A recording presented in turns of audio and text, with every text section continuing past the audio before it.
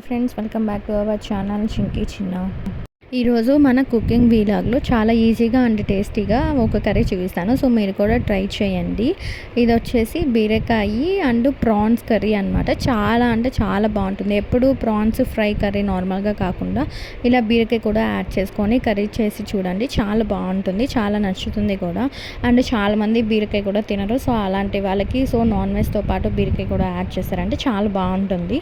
So ఇంకా మన వీలాగ్లో ప్రాసెస్లోకి వెళ్ళిపోదాం. సో చూసేసేయండి. ఇక్కడ నేను ఆనియన్స్ అవన్నీ కట్ చేసుకున్నాను కదా. సో అవి ఇక్కడ నేను ఫ్రై చేసుకుంటున్నాను బాగా. సో ఇవన్నీ బాగా ఫ్రై అయ్యేంత వరకు బాగా కుక్ చేసుకోండి. సో ఫ్రై అయిన తర్వాత మాత్రమే ఇక్కడ చూసారు కదా బాగా ఫ్రై అయిపోయింది.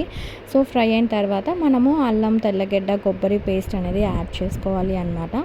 సో ఇక్కడ నేను ఇది బాగా ఫ్రై చేసుకుంటున్నాను. అండ్ ఇక్కడ నేను ఆ పేస్ట్ కూడా యాడ్ చేశాను. సో ఇక్కడ చూడండి ఇలా బాగా మిక్స్ చేసుకోవాలి అన్నమాట.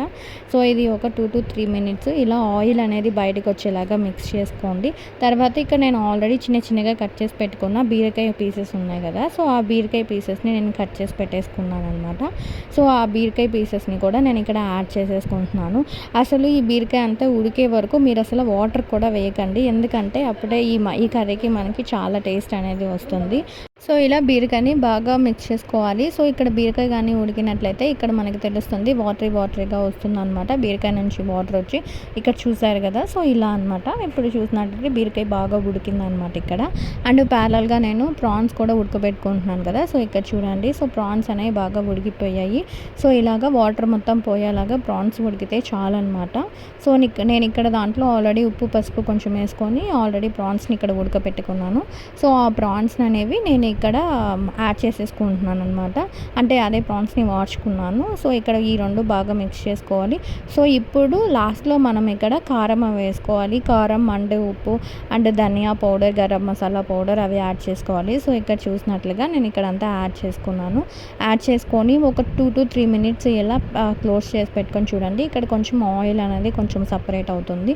సో దాని తర్వాత ఇక్కడ గరం మసాలా పౌడర్ చెప్పాను కదా. సో అవి ఇక్కడ యాడ్ చేసుకోండి టేస్ట్ కోసం.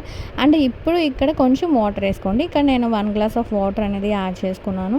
సో కొంచెం గ్రేవీగా కావాలి అంటే కొంచెం ఒక 5 minutes ఉంచుకొని దింపేసుకోండి అంతే. నేను కొంచెం మీడియం గ్రేవీ లాగా చేసుకుంటున్నాను అనమాట.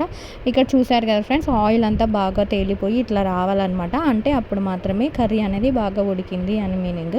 ఇప్పుడు మీకు ఏమన్నా కొంచెం ఉప్పు అట్లా ఏమన్నా తగ్గినట్లయితే జస్ట్ టేస్ట్ చేసి చూసుకొని వేసుకోండి. నాకైతే అంతా సరిపోయాయి అంతే. ఫైనల్లీ చాలా సింపుల్గా అండ్ చాలా ఈజీగా బీరకాయ రొయ్యల కర్రీ అనేది అయిపోయింది. సో మీరు కూడా నా స్టైల్లో ఈ కర్రీ ట్రై చేసి ఎలా వచ్చిందో కమెంట్ చేయండి. Bye bye.